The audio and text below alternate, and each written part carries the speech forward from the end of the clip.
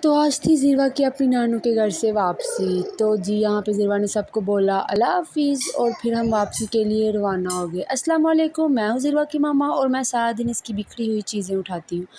बस ये और तो हमें कोई काम ही नहीं है। तो जी ये हम आए वहाँ से वापस आने के बाद ज़िरवा यहाँ पे आकर सबको मिलने के बाद हम आए ऊपर रूम में। तो कमरे में आने के बाद बस फिर से ज़िरवा की वही मस्तियाँ स्टार्ट हो गई।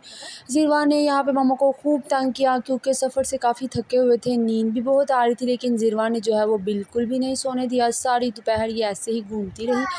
फिर वापस से वही टेरेस में दोबारा से ज़िरवा जो है वो घूमने लगी। वहाँ पे तो ये बाहर घूमती रहती थी, लेकिन यहाँ पे सिर्फ ये टेरेस में ही नीचे आते जाते लोगों को देखती रहती है।